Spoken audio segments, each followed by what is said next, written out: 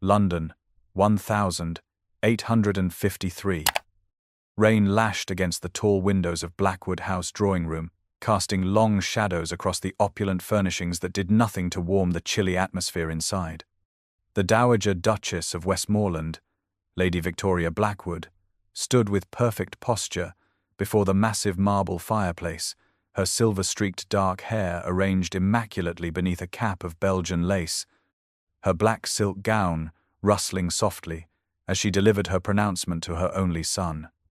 Alexander Blackwood, the 6th Duke of Westmoreland, lounged in stark contrast to his mother's rigidity, his tall frame sprawled across a wingback chair with deliberate casualness, one booted foot crossed over his knee, his handsome features arranged in an expression of studied boredom that concealed the anger simmering beneath.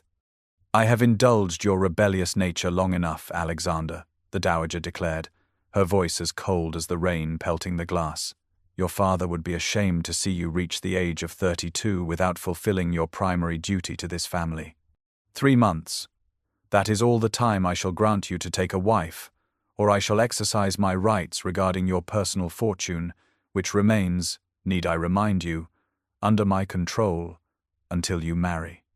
Alexander ran a hand through his dark hair, his grey eyes narrowing as he regarded the woman who had shown him so little warmth throughout his life.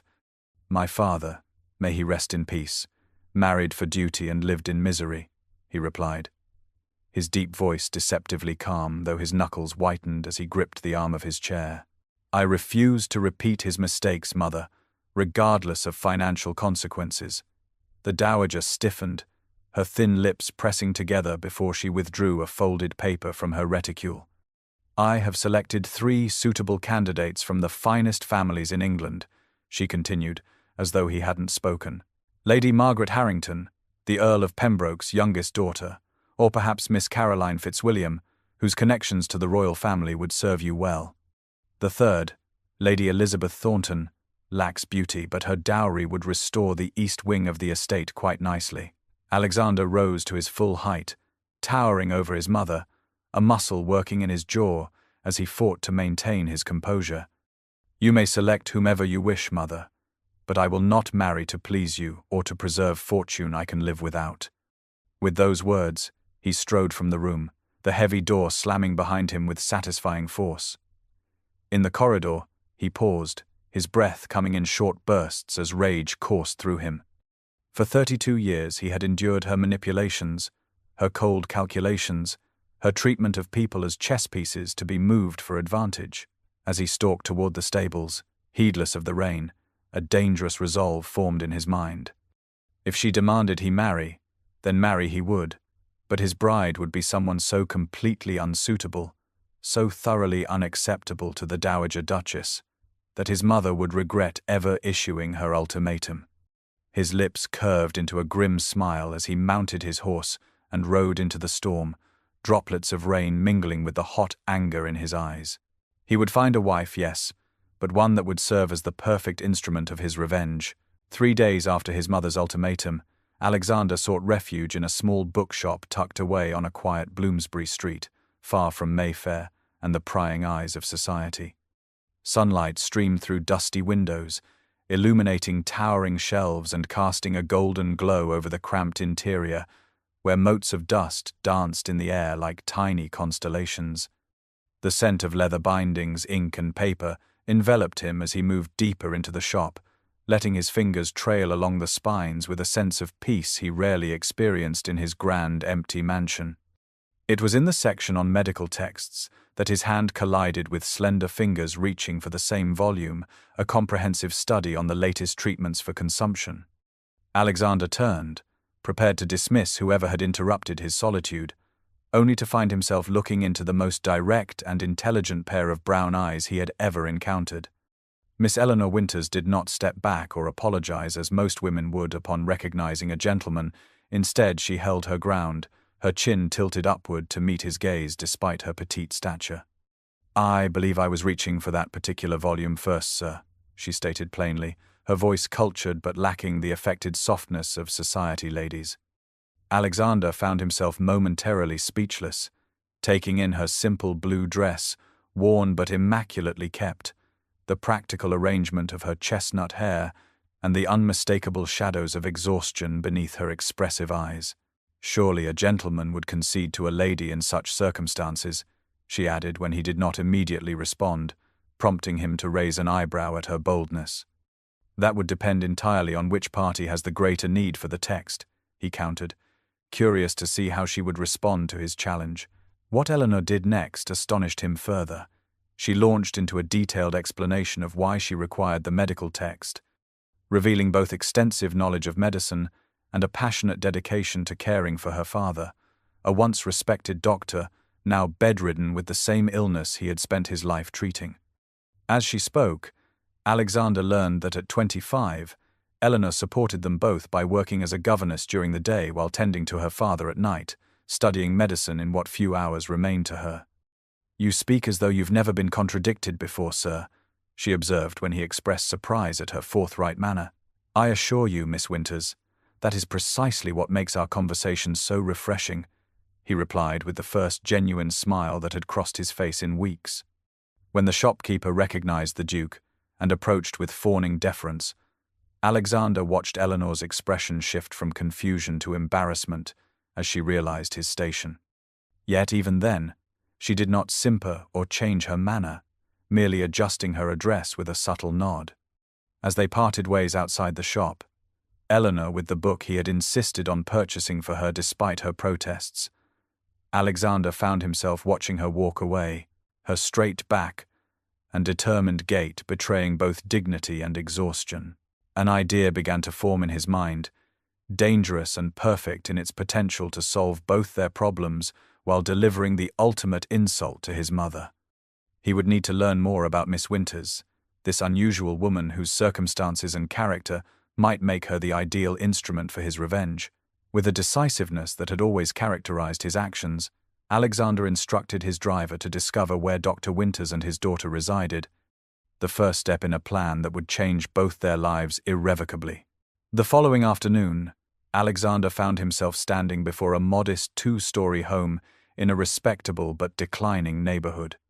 The Winters' residence bore the dignified shabbiness of genteel poverty, its exterior freshly swept though the paint was peeling, curtains meticulously clean but visibly mended. He rapped sharply on the door, adjusting his immaculate coat as he waited, the grandeur of his attire and carriage drawing curious glances from passers-by. When Eleanor opened the door herself, her eyes widened with undisguised shock at finding the Duke of Westmoreland on her doorstep. "Your Grace," she managed, her composure returning quickly, though a flush colored her cheeks. "This is unexpected." Alexander noted her simple grey dress, practical for her work as a governess, yet worn thin at the elbows, and the ink stain on her right index finger. "I apologize for arriving unannounced, Miss Winters, but our conversation yesterday left me with a proposition I wish to discuss without delay. May I come in?" Eleanor hesitated only briefly before leading him into a small sitting room where medical books lined the walls, and simple, well-polished furniture spoke of care despite limited means. An elderly man reclined in a worn armchair by the window, his resemblance to Eleanor unmistakable despite his gaunt frame and the unhealthy flush on his hollow cheeks. "Father," she said, her voice gentle, "this is the Duke of Westmoreland. He wishes to speak with us." Dr. Winters attempted to rise, triggering a violent coughing fit that shook his frail body. Eleanor moved to his side with practiced efficiency, supporting him with one arm while offering a handkerchief with the other. When the episode subsided, Alexander stepped forward, wasting no time with pleasantries. "I shall be direct, as I value candor above all else. I find myself in need of a wife, and you, Miss Winters, find yourself in need of financial security. I propose a marriage of convenience that would benefit us both." The silence that followed was absolute save for Dr. Winters' labored breathing. Eleanor stared at Alexander as though he had sprouted a second head, her lips parted in astonishment. "I beg your pardon," she finally managed, her voice barely above a whisper. "You need money and security," Alexander continued calmly. "I need a wife my mother would despise. It's a simple transaction that benefits us both." I would provide complete financial support for you and your father, including the best medical care available, and in return, you would become the Duchess of Westmoreland." Eleanor's shock transformed into indignation, her spine straightening as she regarded him with newfound coldness. "My hand is not for sale, Your Grace, regardless of how prettily you package the offer. I may be poor, sir, but I have my dignity." Alexander had anticipated outrage, but found himself unexpectedly admiring her principled stance, despite her desperate circumstances. "I respect your position, Miss Winters," he replied, oddly intrigued by her refusal when most women would have leapt at such an opportunity. However, practicality sometimes must outweigh pride. "Consider my offer carefully before rejecting it so definitively. Think of your father." Dr. Winters stirred, his weathered hand reaching for his daughter's. "Eleanor," he murmured, but another fit of coughing interrupted whatever he intended to say. Alexander watched as terror flashed across Eleanor's face before she masked it with determination, the brief glimpse revealing the true precariousness of their situation more clearly than any words. "I shall take my leave," he said quietly, extracting a card from his pocket. "My address, should you reconsider." With a formal bow he departed, the image of Eleanor's defiant eyes and her father's wasting form accompanying him as his carriage pulled away from the curb. He had presented his offer as a cold transaction, yet something about her dignified refusal in the face of obvious need stirred unexpected respect. Whatever her answer might be, Alexander realized Miss Eleanor Winters was indeed the perfect candidate to infuriate his mother, though perhaps not solely for the reasons he had initially imagined. 1 week after the Duke's proposal, Eleanor moved wearily through the dreary corridors of St. Bartholomew's Hospital, where she volunteered on her single afternoon off from governess duties. The wards stretched before her, a seemingly endless procession of iron bedsteads occupied by the city's poor, the air heavy with the mingled scents of carbolic acid, illness, and suffering. She paused to wipe the fevered brow of an elderly woman, murmuring words of comfort that felt increasingly hollow as her own circumstances grew more desperate. At home that evening, shivering in her small attic bedroom where the fire had long since been deemed an unnecessary expense, Eleanor discovered her father had secretly pawned his gold pocket watch, a wedding gift from her mother, to pay for the medical text Alexander had tried to purchase for her before insisting on giving it as a gift. The realization struck her like a physical blow. For 3 years since her mother's death, she had sacrificed everything to maintain the illusion that they were managing, that her father's illness need not rob him of his dignity along with his health. Yet here was evidence that her pride was costing him the few treasured possessions that remained to him. Eleanor sat on the edge of her narrow bed, the medical text open on her lap to the chapter detailing new treatments available in Switzerland.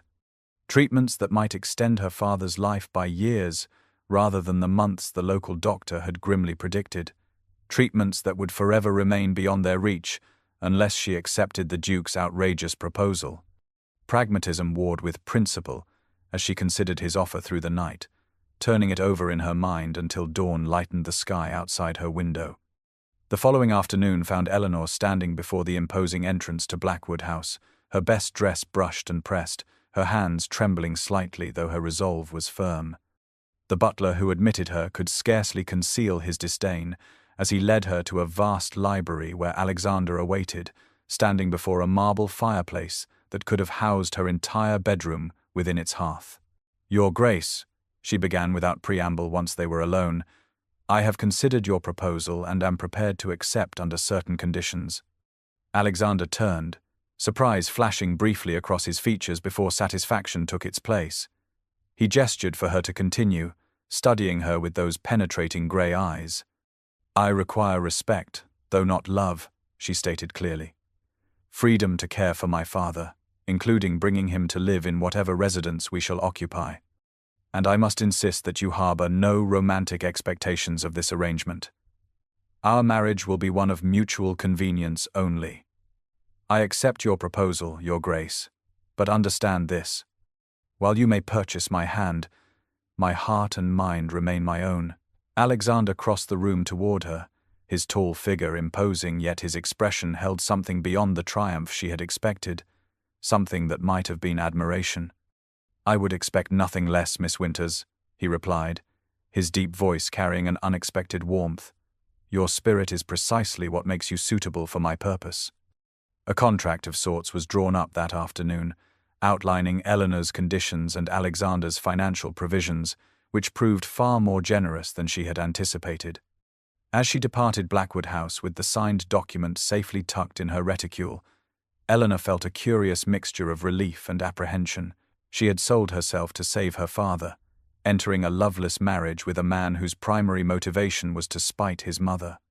Yet beneath the cold practicality of their arrangement, she had glimpsed something in Alexander that suggested the Duke of Westmoreland might be more complex than his arrogant facade implied. Whether that complexity would make their impending union more bearable or more difficult, only time would tell.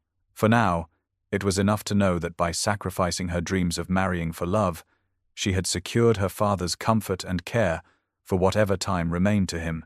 A fortnight after accepting Alexander's proposal, Eleanor found herself standing beside him in the small chapel at Westmoreland Estate, exchanging vows in a hastily arranged ceremony attended only by her father, the dowager's furious presence, and a handful of Alexander's closest friends. Eleanor wore a simple ivory gown purchased with the allowance Alexander had immediately established for her, her hands steady despite the enormity of what she was undertaking, her responses clear and unwavering, though her heart pounded beneath the modest lace of her bodice. "Doctor," Winters observed from the front pew, his pride in his daughter evident despite the oxygen that now visibly colored his sunken cheeks, while the Dowager Duchess glared from the opposite side, her expression a satisfying mixture of horror and disbelief as her son deliberately tied himself to a penniless doctor's daughter.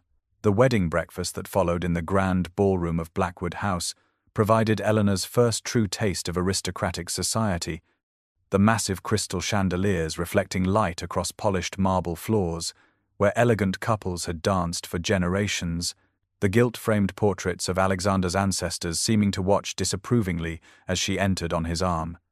The whispers began immediately, ladies hiding venomous comments behind fluttering fans, gentlemen studying her with undisguised curiosity or disdain. She heard fragments clearly enough. Governess, fortune hunter, how dare she, and the inevitable speculation about whether she was with child. Through it all, Eleanor maintained the dignity that had first caught Alexander's attention, her posture impeccable, her manner gracious despite the deliberate snubs of several high-born ladies. Alexander remained at her side, his hand occasionally brushing the small of her back in what observers might mistake for a husband's affection, but which Eleanor recognized as a subtle gesture of support that confused her as much as it comforted her. Several of Alexander's friends approached to offer congratulations, their initial skepticism giving way to thoughtful consideration as Eleanor engaged them in intelligent conversation, particularly Lord James Hartwick, whose genuine warmth stood in stark contrast to the general frost of the gathering. Later, Eleanor observed Lord Hartwick corner Alexander near the punch bowl, his expression serious as he spoke in hushed tones. "Playing with a woman's life to spite your mother is beneath you, Alexander, even at your worst." When Alexander merely shrugged, Lord Hartwick shook his head in evident disappointment before approaching Eleanor to offer a brotherly kiss on her cheek and a whispered promise of friendship should she ever require it. That evening, Eleanor was shown to her chambers in the east wing of Blackwood House, rooms of such opulence that she momentarily froze in the doorway, overwhelmed by silk damask wallpaper, a massive tester bed draped in azure velvet, and a sitting room larger than their entire previous home. Alexander appeared in the connecting doorway that led to his own apartments, the awkward tension between them palpable as they regarded each other across the expanse of her new domain. "Sleep well, Duchess," he said finally, his use of her new title emphasizing the strangeness of their situation. "A maid will attend you in the morning." He turned to leave but paused when Eleanor called his name, her voice soft yet determined. "Thank you for providing for my father so generously," she said. "The physician you engaged has already improved his comfort considerably." Alexander nodded, something unreadable flickering in his eyes before he withdrew, closing the door firmly behind him. Left alone, Eleanor changed into a nightgown, with the help of a young maid who clearly found her new mistress as bewildering as Eleanor found her new circumstances. Unable to sleep, she wandered into the corridor hours later, following the sound of voices to a partially open door where the dowager's cutting tones sliced through the silence. That woman is utterly unsuitable, a common governess with no breeding, no connections, no dowry. You have made yourself and this family a laughingstock, Alexander, all to indulge your childish need to rebel against me. Eleanor's cheeks burned with humiliation, but it was Alexander's response that froze her in place. "My wife, mother," he said, his voice cold with a fury Eleanor had not witnessed before, "has more intelligence, dignity, and genuine worth in her little finger than most of the vapid, scheming debutantes you would have had me marry. You will treat her with the respect her position as my duchess deserves, or you will find yourself no longer welcome in my home." Stunned by his defense, Eleanor retreated silently to her chambers, this glimpse of genuine feeling from the man she had married, complicating her understanding of their arrangement. Perhaps there was more to the Duke of Westmoreland than the arrogant aristocrat who had proposed a loveless marriage to spite his mother, just as there was now more to Eleanor Winters than the desperate daughter who had accepted his offer to save her father. Spring blossomed into summer as Eleanor settled into her new role as Duchess of Westmoreland, the vast library of Blackwood House becoming an unexpected sanctuary where she and Alexander gradually discovered common ground. The magnificent space spanned 2 full stories, leather-bound volumes lining every wall from floor to ceiling, comfortable reading chairs nestled in alcoves beneath towering windows that admitted dappled sunlight through ancient oak branches. Here, Eleanor spent hours absorbed in medical texts, while Alexander attended to estate business at a massive desk near the fireplace, the silence between them evolving from awkward tension to comfortable companionship as weeks passed. The transformation began when Alexander discovered Eleanor annotating a complex treatise on pulmonary diseases, her precise notes revealing knowledge that surpassed many practicing physicians. Fascinated despite himself, he inquired about her conclusions regarding a new treatment, leading to their first genuine conversation since their wedding, her passion for medicine temporarily eclipsing the formal politeness that characterized their interactions. Within a month, Eleanor had established a small infirmary in a vacant cottage on the estate, initially treating minor ailments among the servants, before word spread to tenant families, who began appearing at her door with everything from fevers to farm injuries. Alexander observed her work from a distance at first, noting her gentle efficiency with laboring women, her patience with frightened children, her dignified compassion with the elderly. On the rare occasions he accompanied her on these visits, he witnessed the transformation her presence brought to simple cottages, her practical knowledge alleviating suffering where expensive physicians had failed or been unaffordable. The devotion she inspired among the tenants both surprised and impressed him, their gratitude manifesting in humble gifts of fresh eggs, hand-knitted shawls, or simply heartfelt blessings that clearly meant more to Eleanor than the priceless jewels in the Westmoreland vaults. The dowager continued her campaign to undermine Eleanor at every turn, arranging dinner parties where aristocratic ladies deliberately excluded the new duchess from conversation, circulating rumors about her common origins, even suggesting to visiting dignitaries that the marriage was merely Alexander's temporary rebellion and would soon be annulled. Each attempt was met with increasingly firm resistance from Alexander, who found himself genuinely angered by these attacks on a woman whose conduct had been nothing short of exemplary. The most significant shift occurred on a rainy afternoon when Alexander sought Eleanor in the library to discuss a matter of estate business, only to realize he had been deliberately seeking her company with increasing frequency, valuing her practical perspective and direct honesty. He found himself watching her as she bent over a ledger, copper highlights gleaming in her chestnut hair, her slender fingers turning pages with the same care she showed when bandaging a child's wound. The realization that he had begun to genuinely admire his wife struck him with unexpected force. "You've transformed the lives of those tenant families, Eleanor," he said later that evening as they shared a rare private dinner in the library, firelight casting warm shadows across her features. "They speak of you as though you've performed miracles." Eleanor smiled, the expression softening her normally serious countenance in a way that Alexander found increasingly appealing. "Not miracles, Alexander, merely basic human decency, something your mother might benefit from studying," she replied with the forthright honesty he had come to appreciate. Rather than taking offense at her criticism of his mother, Alexander found himself laughing, the rich sound filling the space between them and bridging the careful distance they had maintained. In that moment, with rain pattering against the windows and the scent of old books enveloping them, both recognized that their marriage of convenience had begun to evolve into something neither had anticipated, a partnership based on growing mutual respect that hinted at the possibility of deeper connection neither had included in their original arrangement.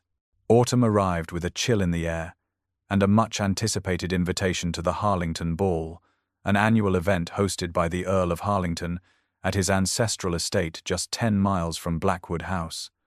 The invitation marked Eleanor and Alexander's first appearance at a major social gathering since their wedding 3 months prior, a test of their standing in society that both approached with private trepidation, though neither admitted it to the other. Eleanor prepared meticulously, selecting a gown of deep emerald silk that Alexander had commissioned from London's finest modiste, its elegance suited to her new station, yet modest enough to avoid appearing ostentatious.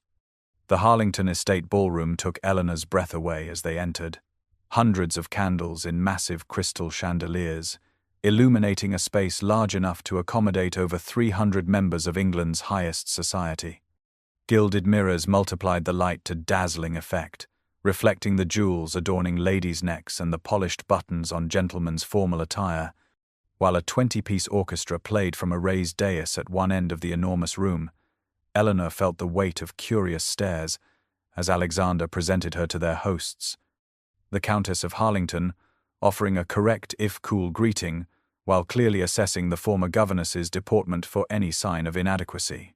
For the first hour, Eleanor navigated the treacherous waters of aristocratic society with dignity, her months as Duchess having taught her to maintain composure despite the whispers that followed her progress through the room. Alexander remained attentive, his hand at the small of her back as he guided her from one introduction to another, his protective stance not going unnoticed by observant eyes. The confrontation came during the supper dance, when Alexander was momentarily engaged in conversation with the Earl. Lady Penelope Darlington, daughter of a marquess and notorious for her sharp tongue, approached Eleanor with false sweetness, a glass of red wine balanced deliberately in her manicured hand. "How brave of you to attend," Lady Darlington remarked, her voice carrying just enough to attract attention from nearby guests. "It must be terribly difficult to suddenly find yourself among your betters after spending your life in service." Before Eleanor could respond, Lady Darlington gasped in mock dismay as she stumbled forward, the contents of her wineglass splashing across the front of Eleanor's emerald gown. "Oh dear," she exclaimed with transparent insincerity, her eyes glittering with malice. "How clumsy of me. But perhaps you can simply scrub it out, given your experience with menial tasks." The surrounding guests fell silent, watching for Eleanor's reaction to this deliberate humiliation. She stood perfectly still, her face betraying nothing of the mortification burning through her veins. But before she could formulate a response, Alexander materialized at her side, his expression thunderous. "Lady Darlington," he said, his voice carrying the deadly calm that Eleanor had learned preceded his most intense anger. "You have just demonstrated why breeding without character produces the worst kind of aristocrat. My wife has shown more dignity, intelligence, and genuine nobility in her short time as Duchess than you have managed in your entire privileged existence." He turned to Eleanor, removing his own handkerchief to blot ineffectually at the spreading stain. "Shall we depart, my dear? I find the company here suddenly intolerable."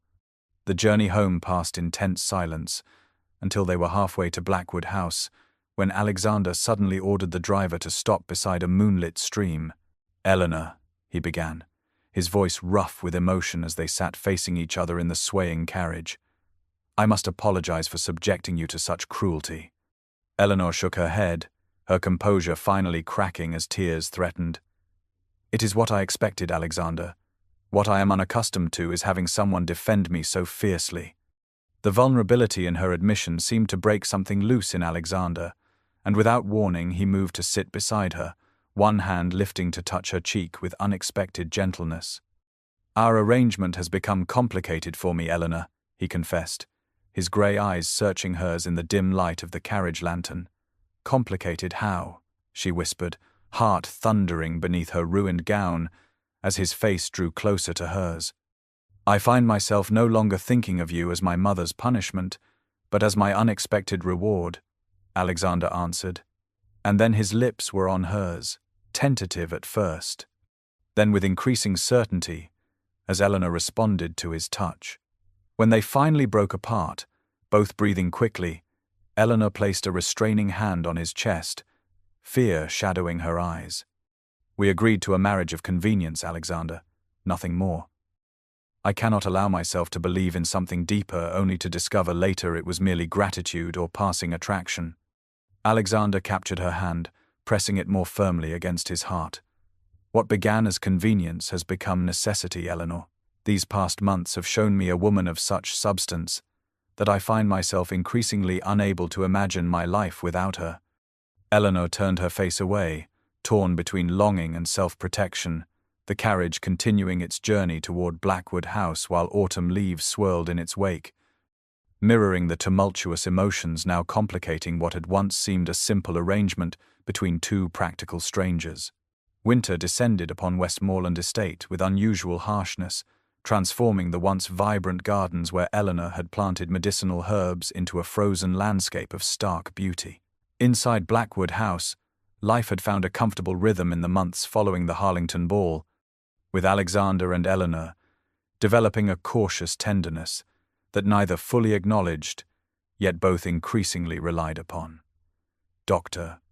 Winters had passed peacefully in his sleep as autumn leaves fell, Eleanor at his bedside holding his hand, Alexander a steady presence behind her chair, his quiet strength sustaining her through grief that might once have destroyed her had she faced it alone.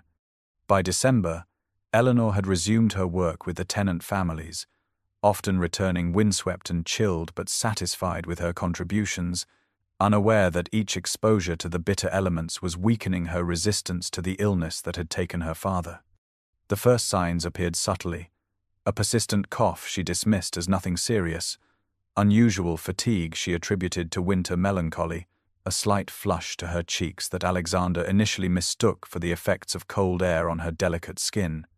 It was only when she collapsed during breakfast, her teacup shattering against the mahogany table as fever overtook her, that the terrifying truth became impossible to ignore. Alexander refused to accept the severity of her condition at first, assuring himself and the household that his strong, capable wife would recover quickly with proper rest. But as hours stretched into days with Eleanor's fever climbing relentlessly, her breathing growing labored and her once clear voice reduced to delirious murmurs, panic replaced denial. He dispatched riders to London, summoning every reputable physician in the city, offering fortunes for their immediate attendance, pacing the corridors outside her sick room like a caged predator, while servants scurried from his path. The cheerful morning room Eleanor had favoured was hastily converted into a sick room to spare her the journey upstairs, its sunny yellow walls now seeming a cruel mockery of her pallor, the ticking of the ornate French clock on the mantel, marking each precious moment slipping away. Alexander dismissed his valet, abandoned all pretense of ducal dignity, and took up residence in a chair beside her bed, his clothes rumpled from constant vigil, his face haggard with fear as he watched each laboured rise and fall of her chest. "Sir, you must rest," urged the physician from Edinburgh, a specialist in consumption whose reputation had drawn him to Westmoreland Estate. "The Duchess' condition remains grave. It may be some time before we see improvement." "I will not leave her," Alexander replied, his voice hoarse from sleeplessness, his hand gripping Eleanor's limp fingers as though physical contact alone might tether her to this world. "Do whatever must be done. Spare no expense, but I will remain here." The Dowager Duchess arrived uninvited on the 5th day of Eleanor's illness, sweeping into Blackwood House with her usual imperial manner, only to falter at the threshold of the sick room. visibly shaken by the sight of her formidable son reduced to a hollow-eyed shadow of himself. "Alexander," she began, her voice uncharacteristically tentative, "you must take care of your own health. The servants say you have neither eaten nor slept properly in days." Alexander did not look up, his gaze fixed on Eleanor's face. So still she might have been a waxwork, but for the rapid, shallow movements of her chest. "If she dies, mother, none of it matters," he whispered, the raw anguish in his voice striking the dowager silent. "My title, my wealth, my position, all of it meaningless without her. I married her to spite you, but she has become everything to me." The admission, spoken in a moment when he believed Eleanor beyond hearing, fell into a room suddenly silent, save for the merciless ticking of the clock and Eleanor's labored breathing. The dowager stood transfixed, watching as her son, the arrogant duke who had defied her at every turn, pressed his wife's palm against his cheek, tears tracking unashamedly down his face. "Please, Eleanor," he pleaded, his voice breaking on her name. "You cannot leave me now, not when I have only just learned what it means to truly live, to truly love. Fight this, my heart. Come back to me." In that moment, witnessing her son's genuine devastation, the Dowager Duchess finally understood what she had failed to see before. The marriage she had condemned as mere rebellion had transformed into a love so profound that its loss would destroy the son she had sought to control. She retreated silently, her own heart heavy with the realization of how thoroughly she had misunderstood both Alexander and the remarkable woman he had chosen, whose worth could now be measured in her son's unconcealed grief and the fervent prayers of servants and tenants gathering daily outside Blackwood House, awaiting news of their beloved Duchess. Dawn broke over Westmoreland Estate, golden light creeping through partially drawn curtains to illuminate Eleanor's sick room after the longest night of Alexander's life. The physicians had withdrawn hours earlier, their grave expressions and hushed consultations confirming what Alexander already knew. His beloved wife's condition had deteriorated beyond their expertise, her breathing now so shallow it was barely perceptible, her fever burning with an intensity that seemed impossible for her increasingly frail body to sustain. Alexander knelt beside her bed, his untrimmed beard and disheveled appearance rendering him unrecognizable as the proud duke who had once commanded every room he entered. For 7 days he had barely left her side, refusing food and sleep as though denying himself these necessities might somehow transfer his strength to Eleanor. His large hands enveloped her small one, his forehead pressed against their intertwined fingers in a posture of supplication foreign to his nature. "You cannot leave me now, Eleanor," he whispered, his voice raw from exhaustion and unshed tears. "Not when I've only just learned to love, not when we have so much life still to share. Remember the medical garden you planned for spring? The travels we discussed? You must see Florence, just as you always dreamed. Please, my heart, fight this darkness. Come back to me."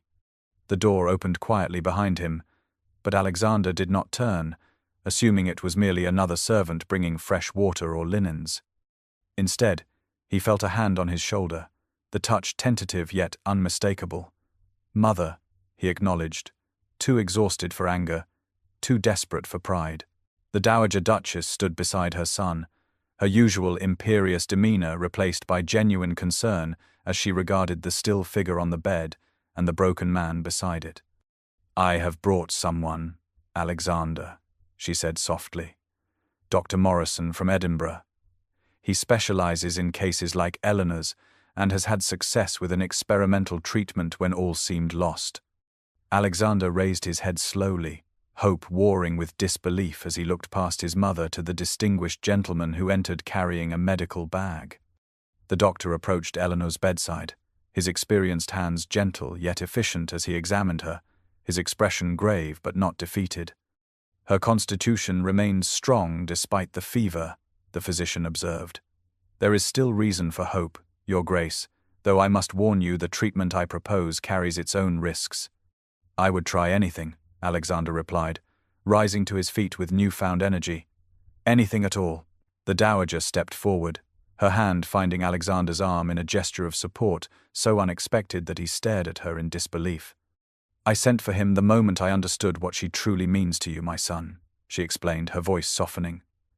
I was wrong about her. Wrong about many things.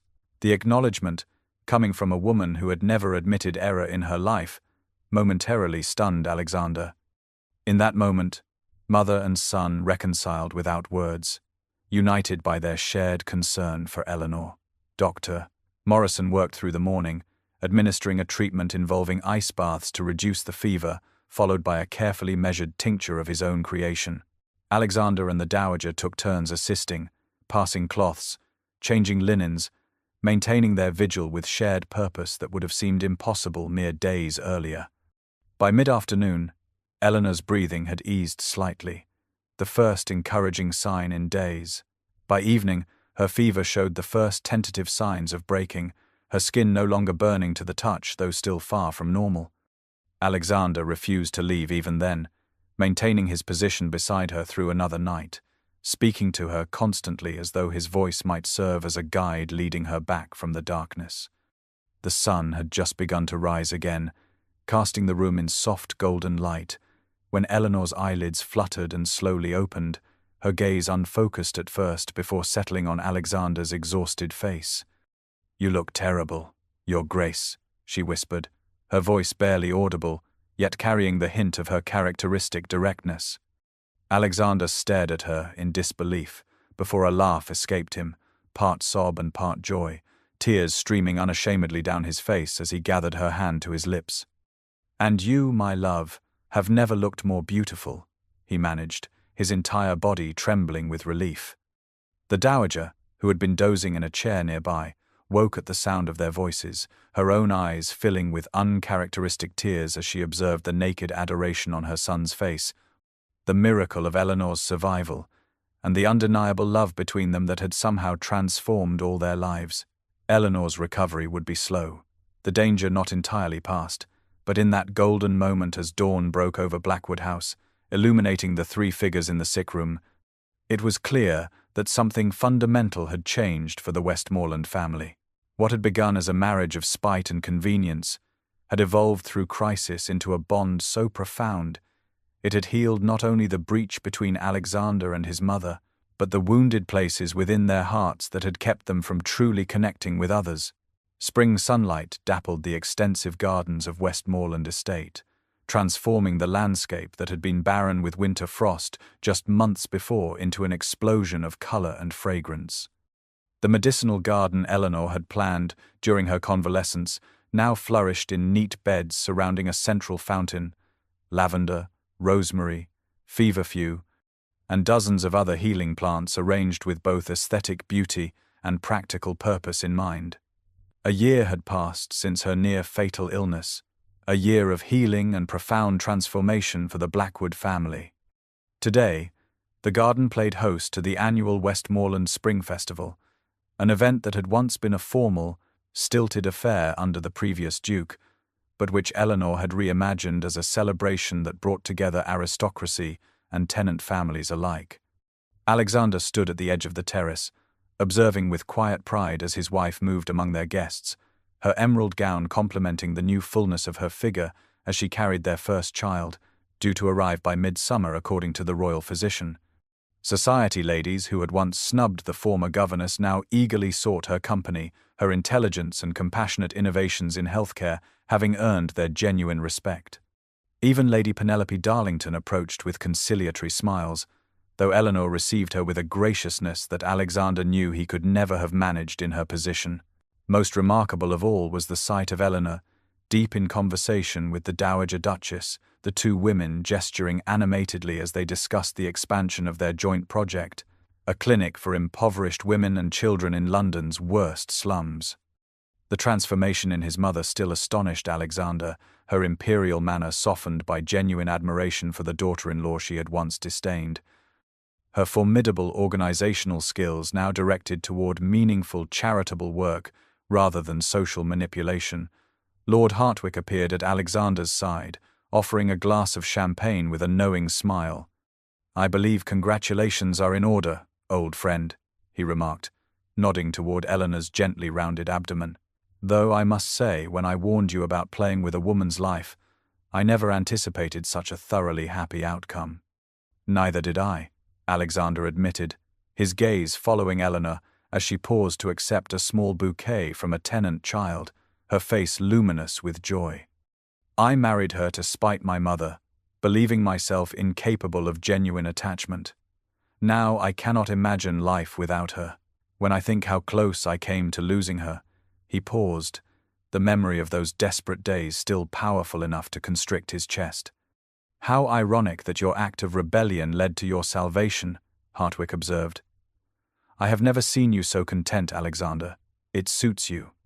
As afternoon mellowed toward evening and guests began departing, Alexander sought out his wife, finding her resting on a stone bench beside a blooming rose bush, one hand resting protectively over her abdomen. "Are you tired?" he asked, his voice gentle as he sat beside her, concern evident in his eyes. "A little," she admitted with the honesty he had come to cherish, but happily so. She turned to survey the garden, satisfaction in her expression. "The clinic plans are finalized.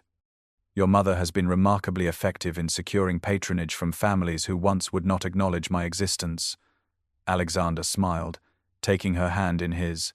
"She has found her true calling, thanks to you. As have I." They sat in comfortable silence, the garden around them alive with birdsong and the gentle rustling of new leaves. Finally, Alexander reached into his coat pocket, withdrawing a small velvet box. "I have something for you," he said, opening it to reveal an exquisite emerald and diamond ring, far more elaborate than the simple band she had received during their hasty ceremony. "Our wedding was arranged with such speed that there was no time for a proper ring, one worthy of you. This one, I hope, better represents what you have come to mean to me." Eleanor gazed at the ring, emotion filling her eyes as Alexander slipped it onto her finger alongside her original wedding band. "I married you to spite my mother, but you married me to save your father," he said softly, his fingers intertwining with hers. "Perhaps we are more alike than we knew." "No, Alexander," Eleanor corrected gently, meeting his gaze with the directness he adored. "I married you for security, but I stayed because I discovered the heart you tried so hard to hide. Even before I fell ill, I had begun to love the man beneath the Duke's facade." She placed her free hand against his cheek, her touch conveying the depth of her affection more clearly than words. Alexander turned his face to press a kiss into her palm, marveling at how this one gesture, so simple yet so intimate, could still affect him so profoundly after a year of marriage. As twilight descended upon the gardens of Westmoreland Estate, the Duke and Duchess remained on their bench, silhouettes against the fading light, hands intertwined in a simple tableau that belied the extraordinary journey that had brought them together. What had begun as the coldest of arrangements, a marriage conceived in spite and sealed in pragmatism, had blossomed into a partnership of such depth and passion that it had transformed not only their own lives, but touched countless others through their united purpose. The distant sound of carriage wheels marked the departure of their final guests, but Alexander and Eleanor lingered in their garden sanctuary, content in the knowledge that the greatest journey still lay ahead, not as Duke and Duchess, but as husband and wife, partners and parents, bound together not by convenience, but by the most inconvenient and wonderful of emotions, a love neither had sought, but both had found in the most unlikely of circumstances.